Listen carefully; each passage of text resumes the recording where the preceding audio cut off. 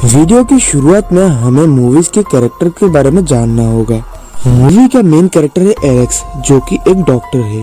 ये है एलेक्स की पत्नी मार्गोट और एलेक्स की बहन है एन, जो कि एक शो जंपर है। मार्गोट के पिता है जैकिस, जो कि एक पुलिस अफसर है, और ये है मार्गोट की बेस्ट फ्रेंड शार्लेट।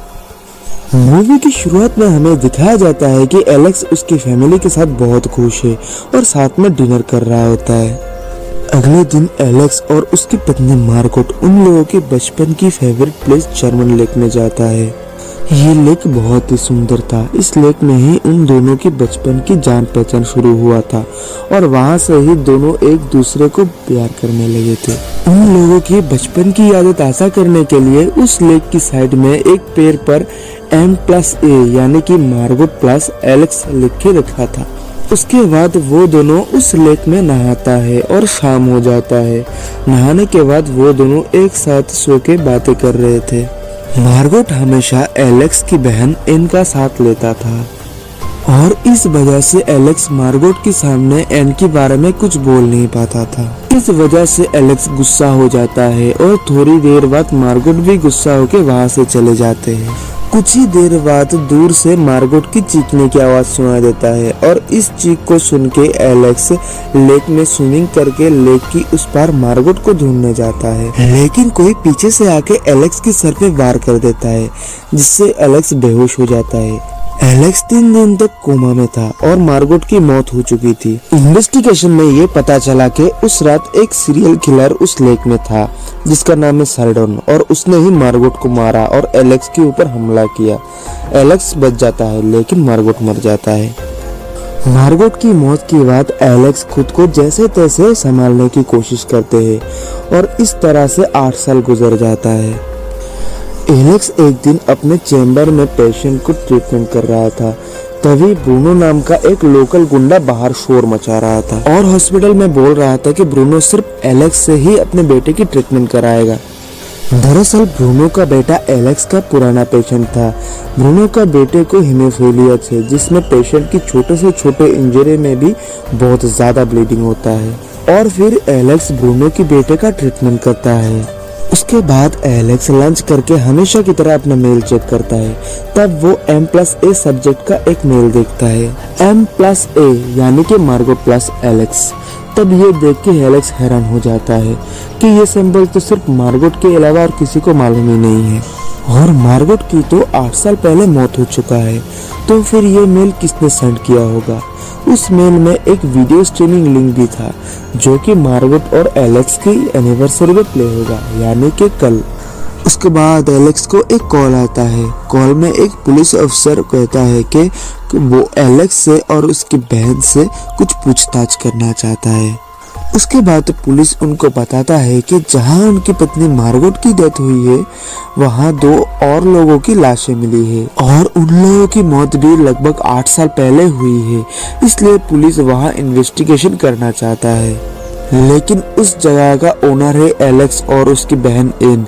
इसलिए पुलिस उनसे उस जगह का इन्वेस्टिगेशन की परमिशन चाहता है और एलेक्स उन्हें परमिशन दे देता है।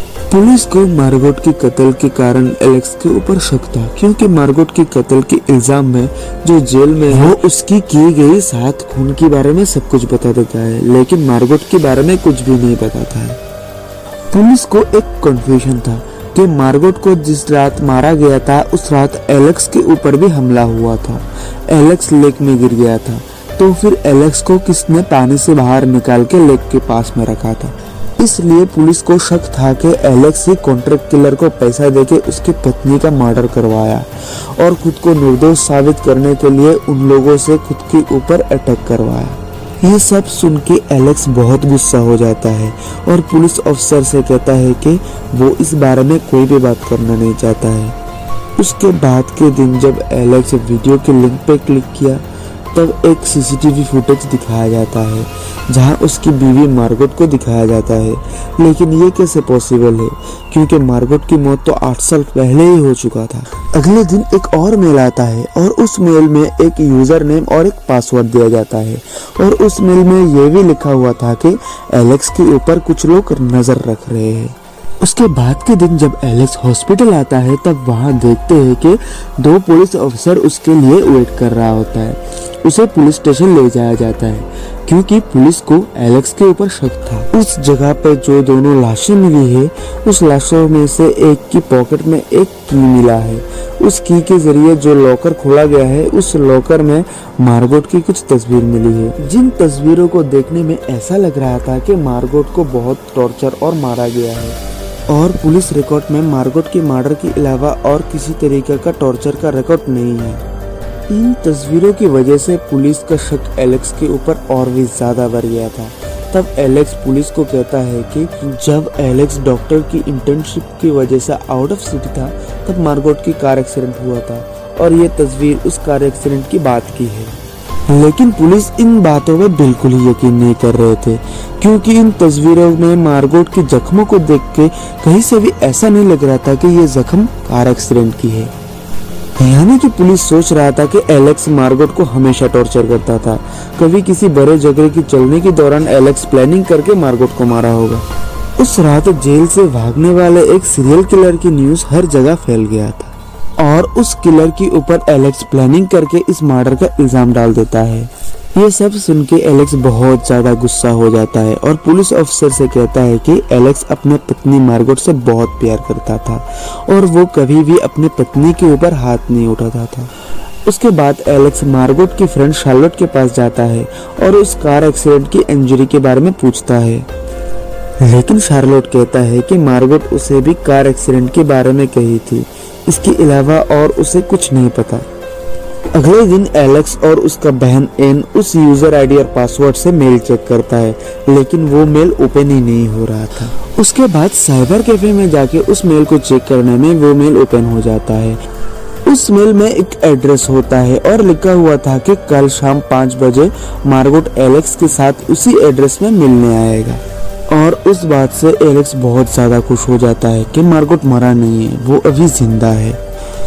और उस तरफ कुछ लोग शार्लोट के पास मार्गोट के बारे में कुछ पूछताछ करने के लिए जाता है, लेकिन शार्लोट कुछ भी नहीं बताता है और वो लोग शार्लोट को मार देता है। और जिस गन से वो लोग शार्लोट को शूट करता है, उसी गन को वो लोग एलेक्स के घर में छुपा देता है। अगले दिन जब एलेक्स उसकी चैम्बर में था, तब उसे उसकी लॉयर कॉल करता है और उसे बोलता है कि पुलिस उसको अरेस्ट करने के लिए आ रहा है, क्योंकि पुलिस को एलेक्स के घर से वो गन मिल गया था जिस गन से शार्लोट को शूट किया गया था। यह सुन के एलेक्स उसके चैम्बर में से भागता है और पुलिस उसका पीछे पड़ जाता है। हेल्प के लिए एलेक्स ब्रूनो को कॉल करता है। ब्रूनो एलेक्स का हेल्प करता है पुलिस को चकमा देने में। उसके बाद ब्रूनो एलेक्स को लेकर एक लॉयर के पास जाता है, क्योंकि उन्हें पता चलता है कि मार्गोट मरने से पहले कई दफा इस लॉयर से मिलने आया था, इसलिए उस लॉयर के पास से मार्गोट के बारे में कुछ जानकारी हासिल कर सकता है। उस लॉयर ने एलेक्स को बताया कि एलेक्स जब डॉक्टर की इंटर्नशिप की वजह से आउट ऑफ सिटी था, तब मार्गोट एक लोकल गुंडे के साथ रिलेशन में था जिसका नाम है गोंजालेस।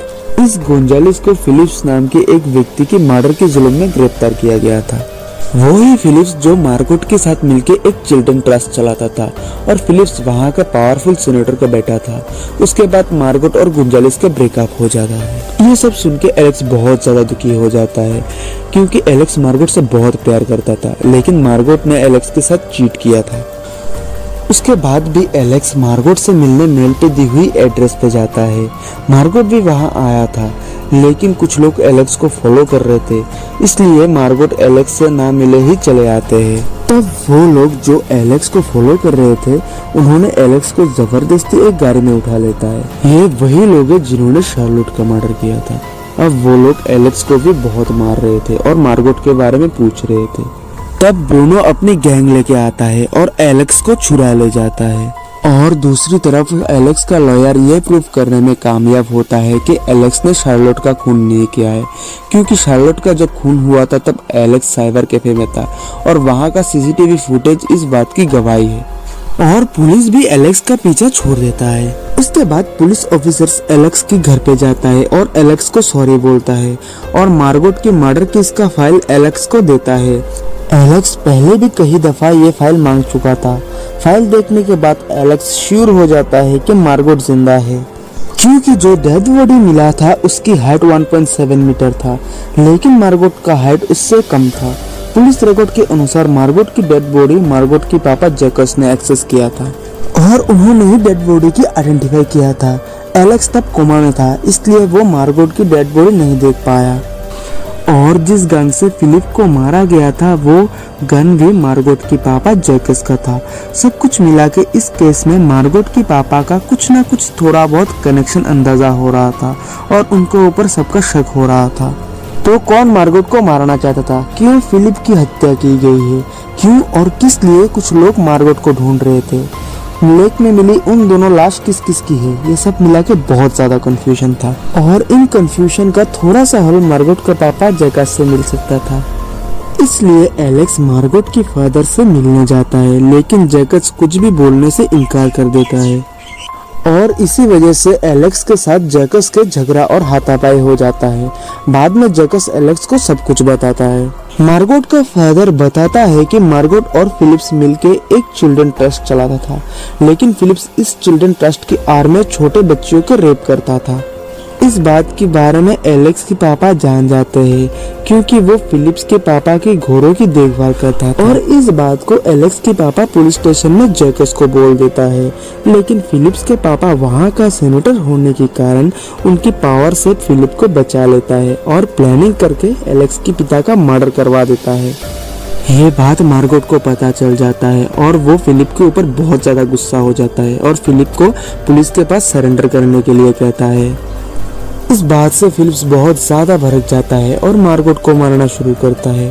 तब मार्गोट के पिता जैकस आके जब ये सब कुछ देखता है तब वो अपने गन से फिलिप्स को शूट कर देता है और इस मर्डर का इल्जाम गुंजालिस के ऊपर डाल देता है। ऐसे में एक तीर से दो निशाना साध सकता है। एक तो फिलिप्स के मर्डर के इल्जाम से जैकस बच जाएगा और दूसरा मार्गोट गुंजालिस से दूर हो जाएगा।